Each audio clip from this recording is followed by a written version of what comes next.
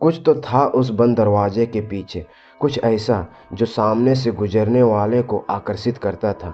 सालों से इस वीरान पड़ी हवेली का ये दरवाज़ा हमेशा मैंने बंद ही देखा। बहुत सी सच्ची झूठी कहानियाँ सुनी थी इस हवेली के बारे में। लोग कहते हैं हवेली में भूतों का डेरा है। मैं हमेशा छुट्टियां बिताने अपनी दादी के घर आती हूँ और गांव के लोगों के ये किस्से सुनते को मिलते हैं।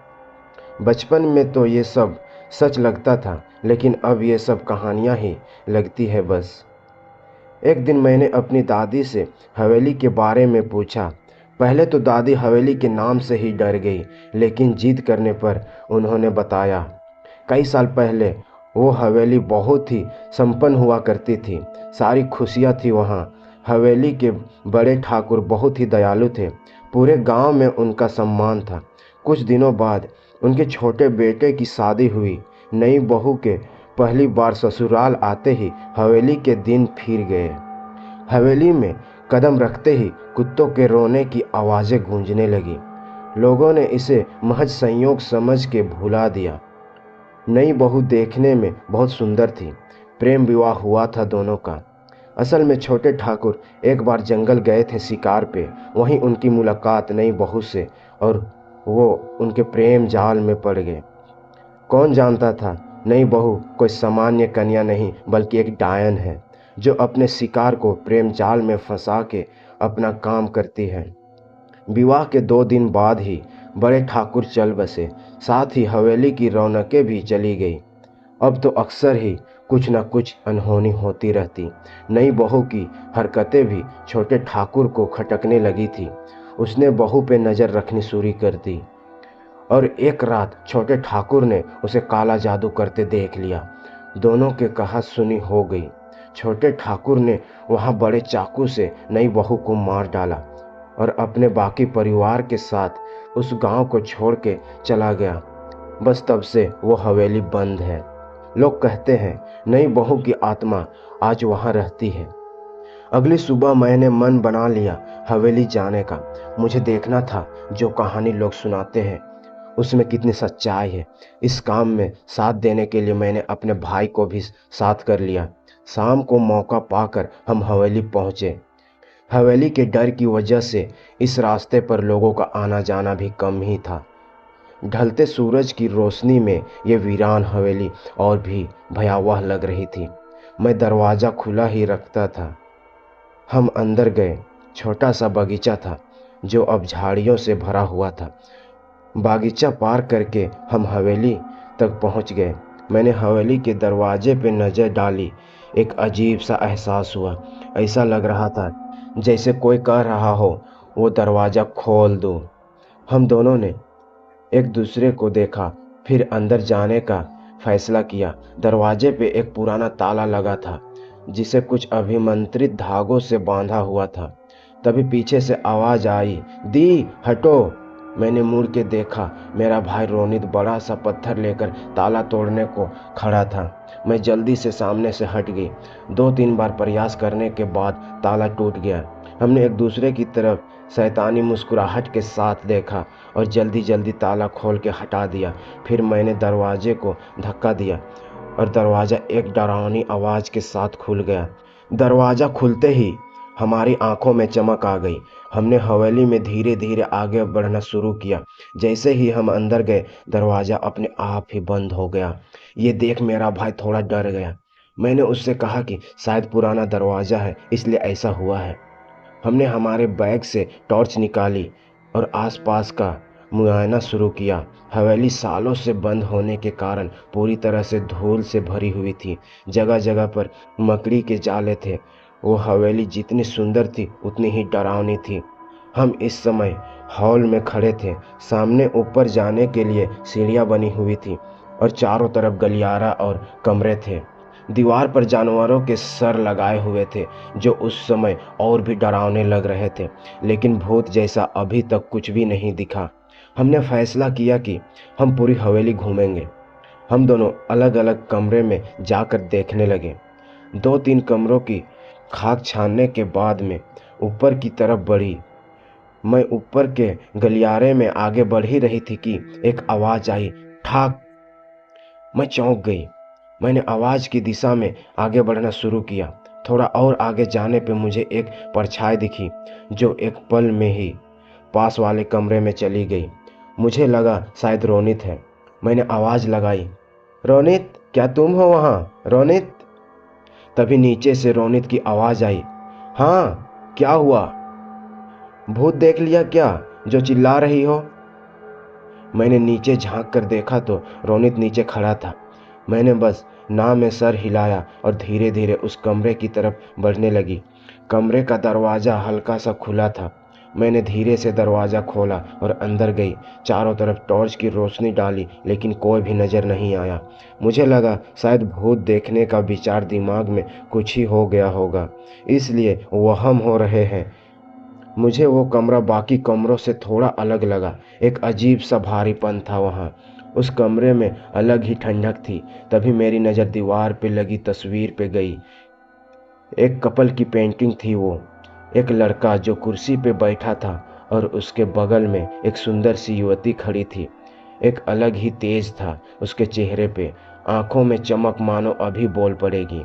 नागिन जैसी काली लंबी चोटी, गोरा रंग, तीखे नयन नक्श। शायद ये वही थी नई बहू। अजीब सी बेचैनी होने लगी मुझे। ऐसा लग रहा था जैसे कोई घूर रहा हो मुझे। मैं जल्द से जल्द वहां से निकलना चाहती थी।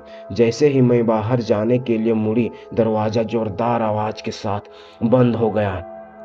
मैं बुरी तरह सकपका गई। मैंने दरवाज़ा खोलने की कोशिश की, तभी कमरे में एक तीखी कनफोड़ हंसी गूंजने लगी। मेरा डर से लगा सूखने गला। हंसी की आवाज़ इतनी तेज थी कि मैंने अपने कान बंद कर लिए। थोड़ी ही देर में सब शांत हो गया और वो दरवाज़ा भी अपने आप खुल गया। मैं जल्दी से कमरे से भागी और रोनित को ढूंढने लगी। मैं बस उस हवेली से जल्द निकलना चाहती थी।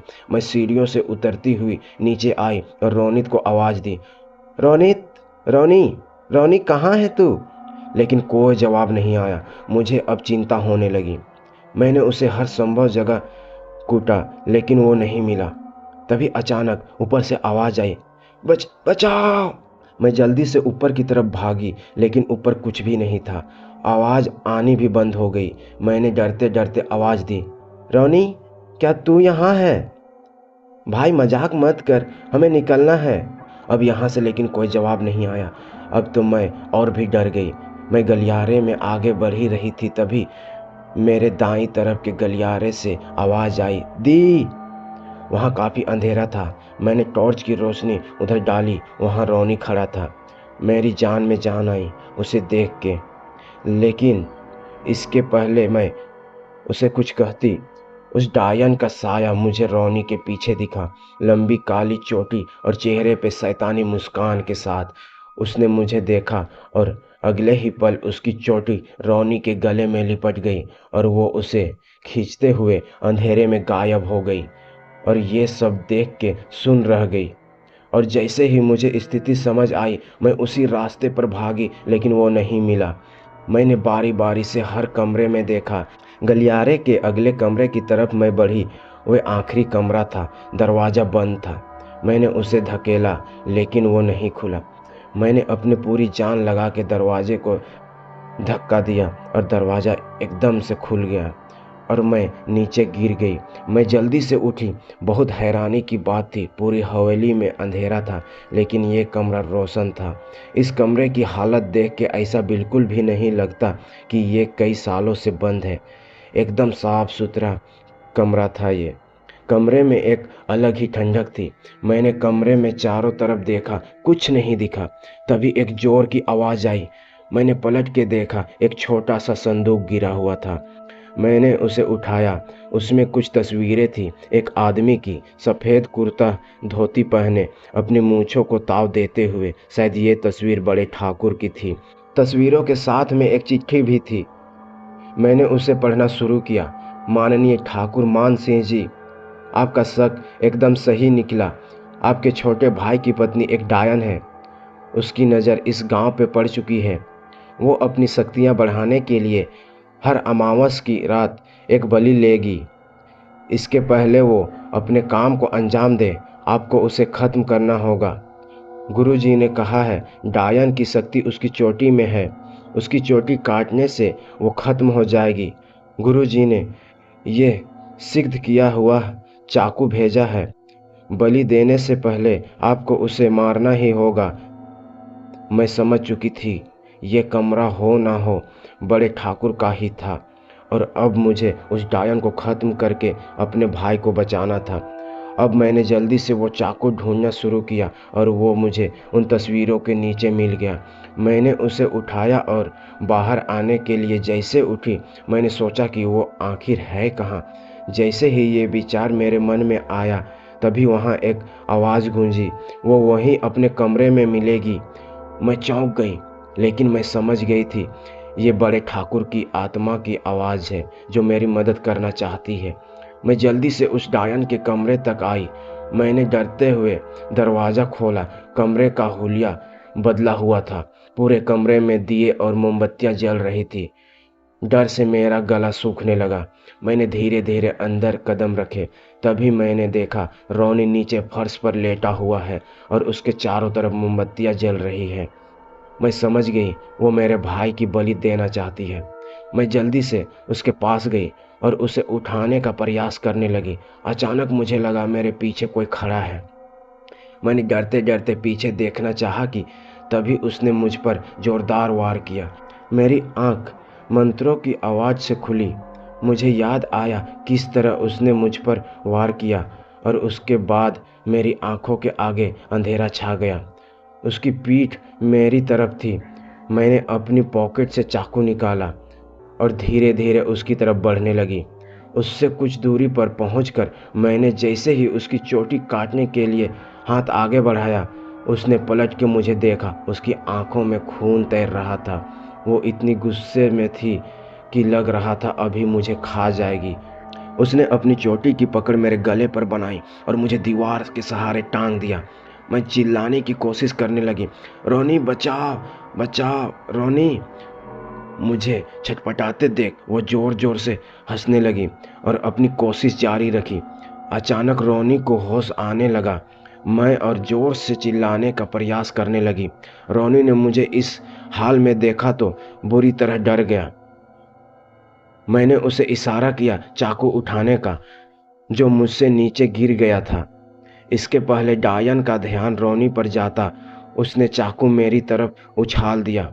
मैंने बिना समय गंवाए चाकू पकड़ा और अपने गले पर कसी डायन की चोटी काट दी। चोटी कटते ही उसकी चीख से पूरी हवेली गूंज उठी और देखते ही देखते वो डायन राख में बदल गई।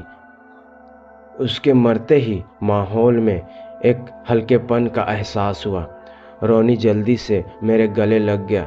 हम दोनों कमरे से बाहर निकले। नीचे आकर देखा तो वो मनहूस दरवाज़ा पूरा खुला हुआ था। हमारी खुशी का ठिकाना नहीं रहा। अगर कहानी अच्छी लगी है दोस्तों, तो वीडियो को लाइक, कमेंट एंड चैनल को सब्सक्राइब करके हमें सपोर्ट जरूर करें दोस्तों, ताकि हम आपके लिए ऐसे ही नई नई कहानियाँ लाते रहें। थैंक यू दोस्तों।